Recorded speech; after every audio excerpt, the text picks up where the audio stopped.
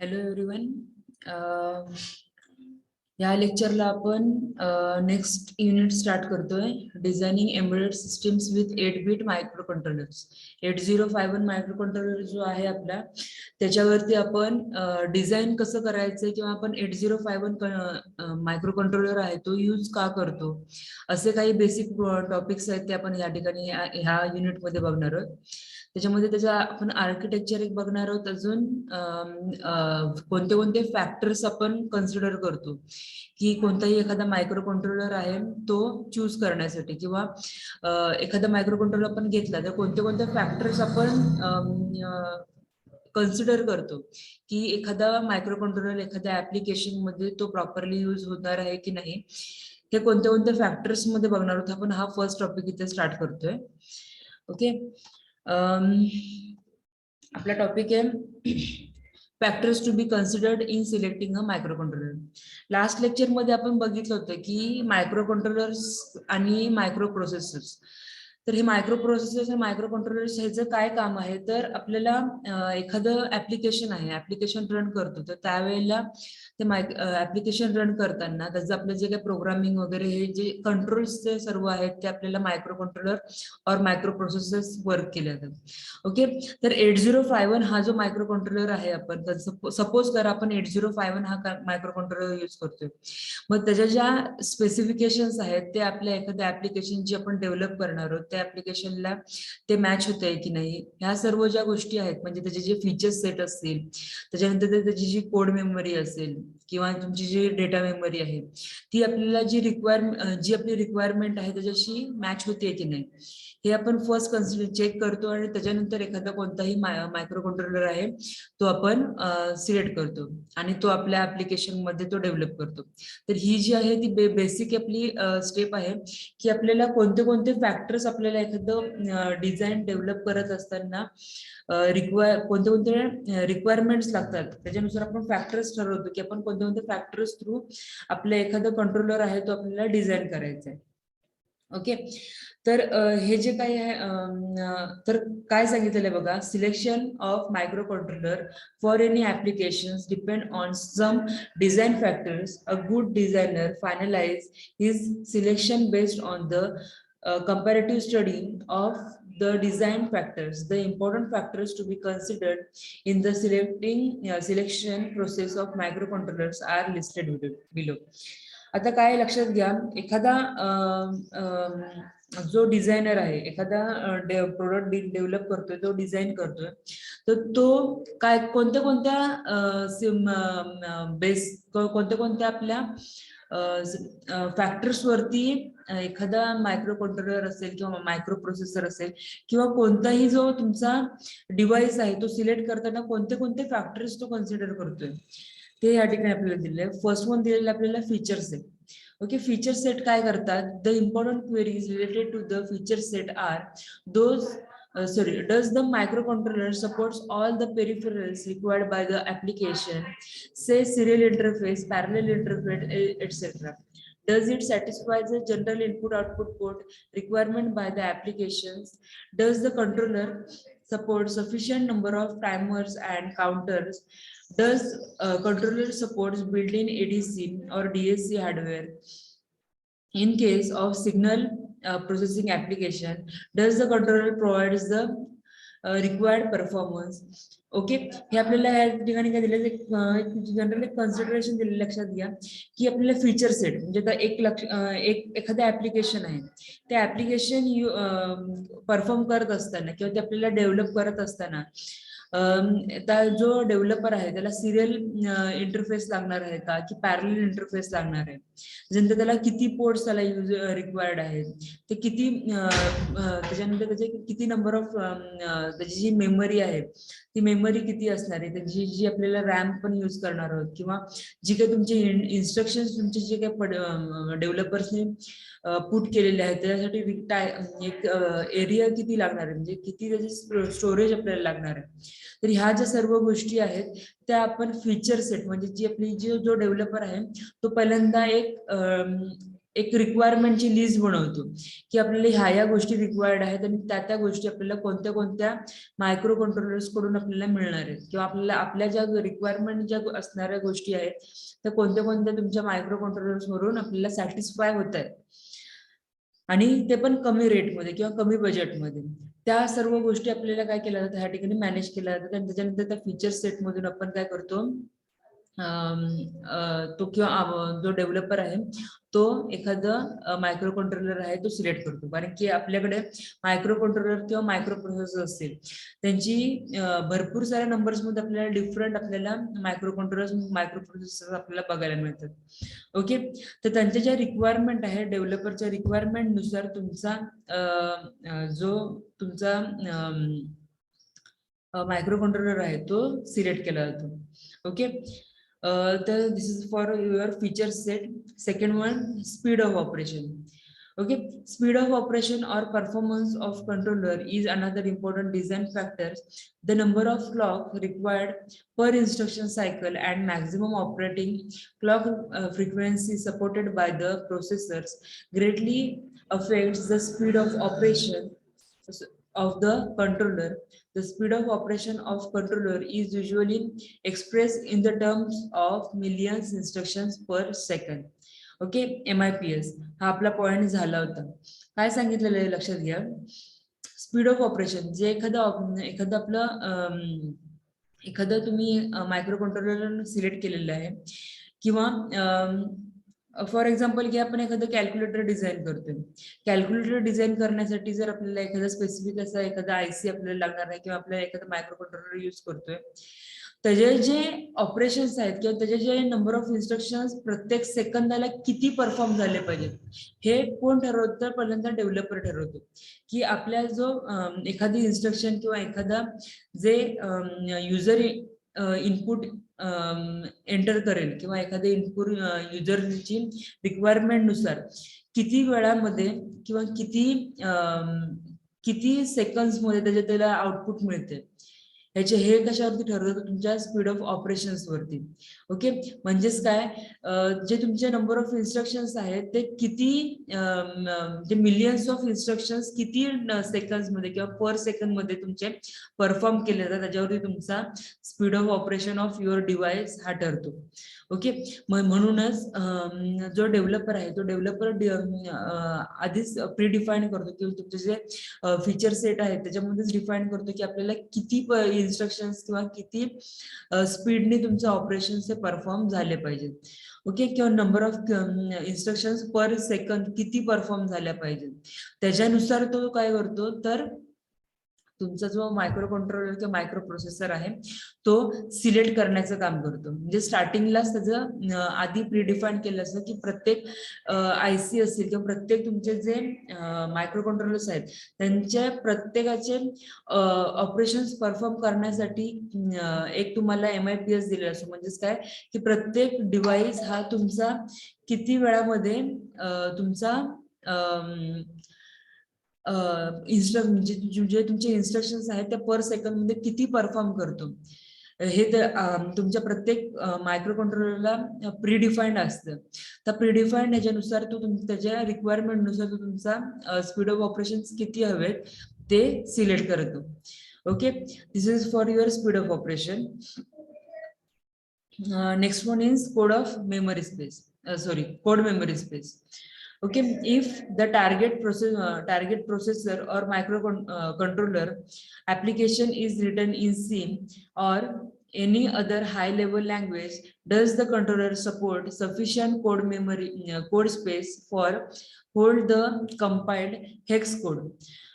In case of controller with internal code memory, आता एक लक्षात घ्या, कोड मेमरी जी दिलेली आहे, जे तुमचे इन्स्ट्रक्शन्स आहेत किंवा जो तुमचा डेव्हलपर आहे ते पूर्णपणे जो काही प्रोग्राम तो तुमचा सी मध्ये काय करतो तो डेव्हलप करतो, आणि किंवा any other high level language मध्ये तो तुमचा काय करतो, तो तुमचा एक कोड डन करतो. आणि ते कम्प्लीट केल्यानंतर जो तुम्ही मायक्रो कंट्रोलर किंवा मायक्रो प्रोसेसर तुम्ही यूज करत आहात तो त्या कोडला किंवा त्या लँग्वेजला सपोर्ट करतोय की नाही. कारण की हे जे सर्व वर्किंग आहे ते तुमच्या म्हणजे तुमच्या कोडवरती सर्व ह्या गोष्टी डिपेंड केल्या जातात. किंवा जी तुमची मशीन लेवल लँग्वेजेस आहेत, जे आपले इनपुट्स आहेत ते काय असतात तुमचे, एखाद्या जे काही इनपुट्स आहेत ते तुम्ही तुमच्या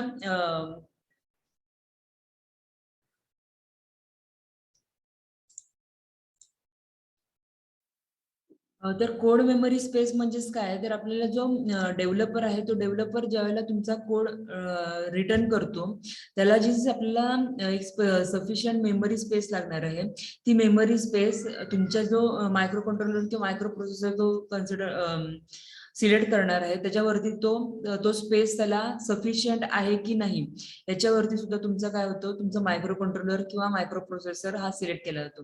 कारण की त्याचे जे इन्स्ट्रक्शन्स आहेत ते त्याच्यावरती पेस्ट केल्यानंतर किंवा तो बर्न केल्यानंतर ते तेवढे त्याच्यावरती परफॉर्म करावे लागतात. सो दॅट्स वाय तुमची जी कोड मेमरी स्पेस आहे ती कोड मेमरी स्पेस ही तुमची ज्या डेव्हलपर डेव्हलप करतो त्याच्यासाठी सफिशियंट असेल तर तो स्पेसिफिक एखाद्या मायक्रो कंट्रोलर व मायक्रो प्रोसेसर या ठिकाणी सिलेक्ट केला जातो. सेकंड वन आहे data memory space.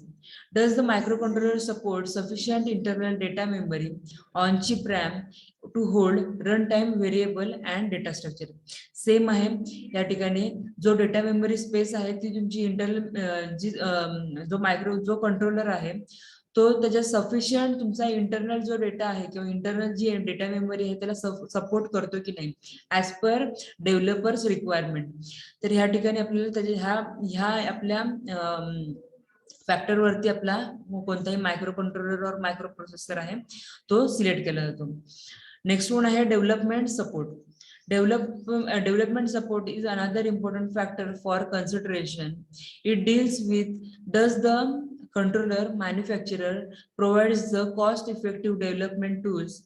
Does the manufacturer provides product samples for prototyping and sample development stuff to alleviate the development pains? Does the controller supports third-party development tools? Does the manufacturer provides the technical support if necessary? मग development support मध्ये काय केलं जातं, तर development support मध्ये तुमचा जो developer तुमचा पूर्णपणे जो डिव्हाइस डेव्हलप करतोय तो डेव्हलप केल्यानंतर manufacturer provides cost effective development tools त्याच्यामध्ये आपल्याला प्रोव्हाइड केलेत की नाही, किंवा जे तुमचे product samples for prototyping and sample development stuff to elevate the development pains, ह्या सर्व ज्या गोष्टी आहेत त्याच्यामध्ये आपल्याला कन्सिडर केल्या जातात डेव्हलपमेंट सपोर्टमध्ये. ओके. त्याच्यानंतर जो तुमचा मॅन्युफॅक्चरर आहे, manufacturer provides the technical support. Manufacturer जो आहे तो तुमचा जे टेक्निकल सपोर्ट जे आहे ते तुमच्या मायक्रो कंट्रोलरला किंवा प्रोसेसरला सपोर्ट करू शकतो की नाही, ह्या सर्व ज्या गोष्टी आहेत त्या तुमच्या डेव्हलपमेंट सपोर्ट मध्ये कन्सिडर केल्या जातात. त्याच्यानंतर पुढचा पॉइंट आहे availability. Availability is the another important factor that should be taken into account for the selection process, since the product is entirely dependent on the controller. The product development time and time to the market, the product solely depends on availability, but the technical terms it refers to the lead time. Lead time is the time elapsed between them and support for the product.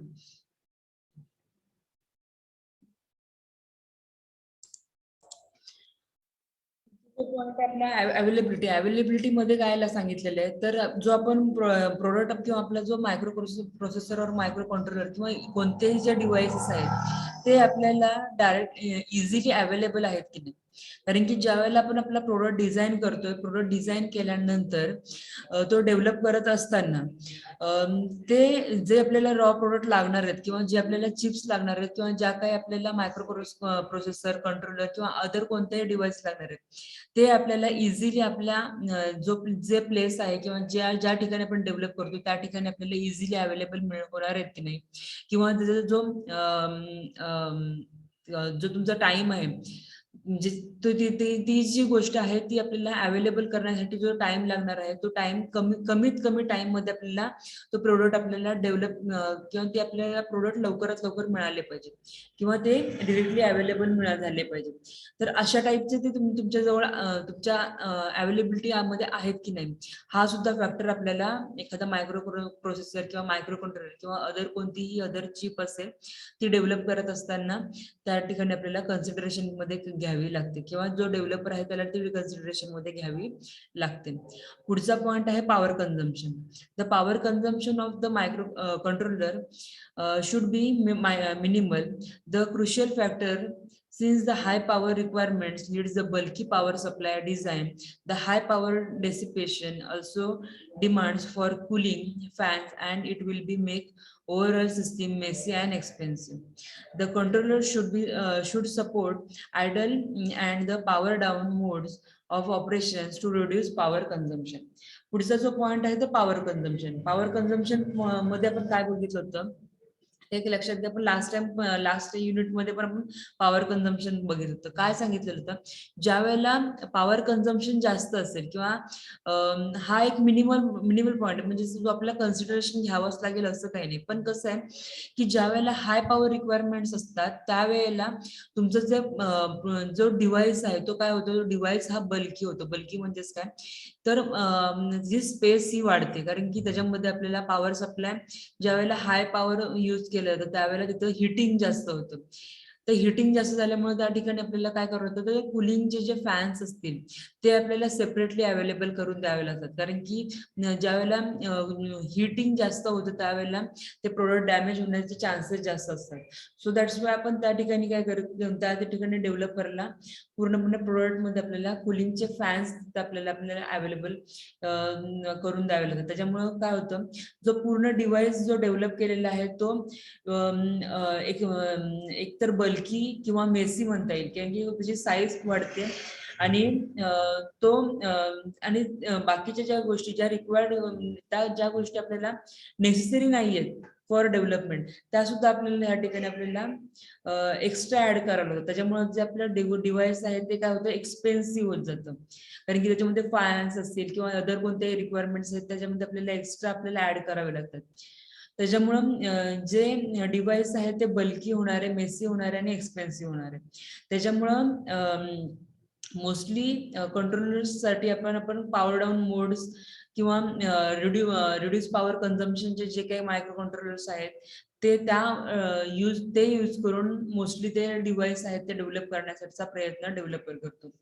तर हे जे सर्व points आहेत ते काय आहेत, ते आपल्याला फॅक्टर्स, कारण की आपला डिव्हाइस आहे त्याला पॉवर कन्झम्पशन किती असणार आहे किंवा किती असली पाहिजे हे कोण डिझाईन करते किंवा कोण ठरवतं, तर तुमचा डेव्हलपर ठरवतो. ओके, नेक्स्ट लास्ट पॉइंट आहे आपला कॉस्ट. आता कॉस्ट मध्ये काय सांगितलेलं आहे, last but not list, cost is a big deciding factors in the selection of controller. The cost should be within the reachable limits of end user, and targeted user should not be high tech. Remember, the ultimate aim of the product is to gain marginal benefit. Okay, आता पुढचा next point आहे cost. Cost आपण last lecture मध्ये पण बघितलं, cost ही end user पर्यंत जाऊपर्यंत ती कशी वाढत जाते हे मी स्टेप बाय स्टेप एक्सप्लेन करून सांगितलं होतं. तर तोच सेम पॉइंट आहे, लक्षात घ्या.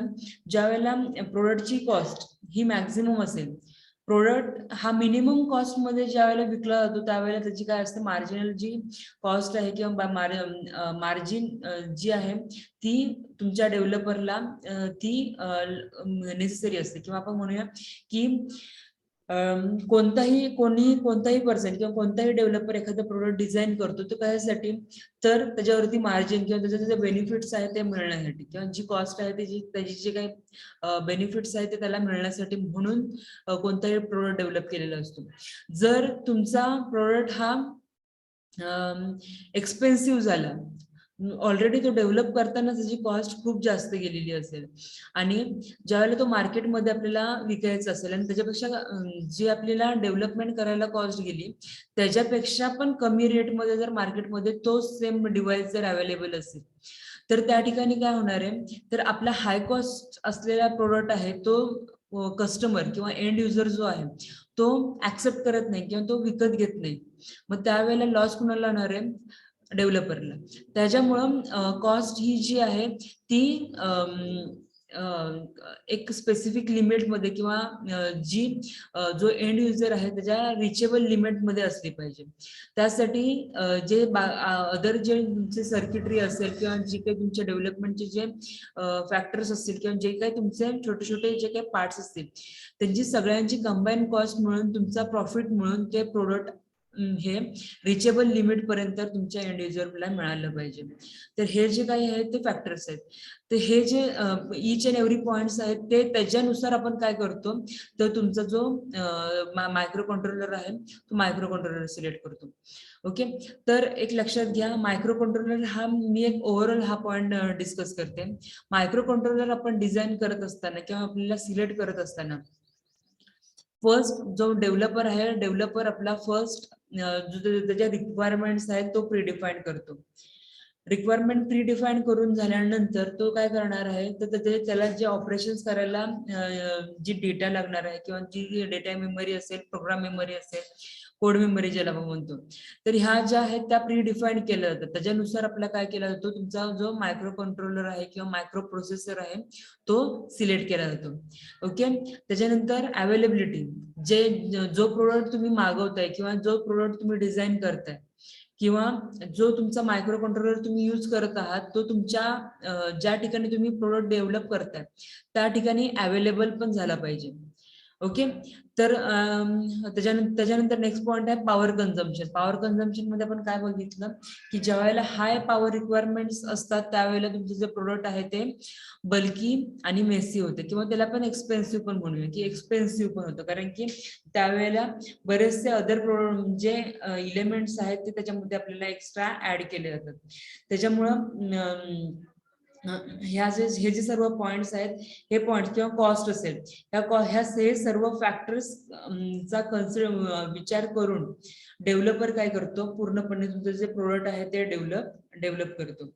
ओके, तर this is for your factors to be considered in selecting a micro controller.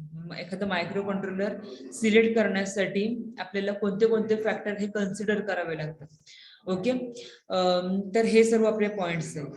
Next point आहे तो आपण नेक्स्ट लेक्चर मध्ये बघून घेऊया, Y8051 की म्हणजेच काय, तर 8051 हा कंट्रोलर आपण का यूज करतो, 8051च का यूज करायचा. ओके, हा जो पॉइंट एक्सप्लेन करत असताना आपल्याला जे आर्किटेक्चर आहे त्याचं सुद्धा यूज करावं लागेल. ओके, जर कुणाला ह्या पॉइंट मध्ये जर काही क्वेरी असतील, factors to be consider in selecting microcontrollers मध्ये, तर मला व्हॉट्सअप वरती वगैरे कळवा. Okay, fine, thank you.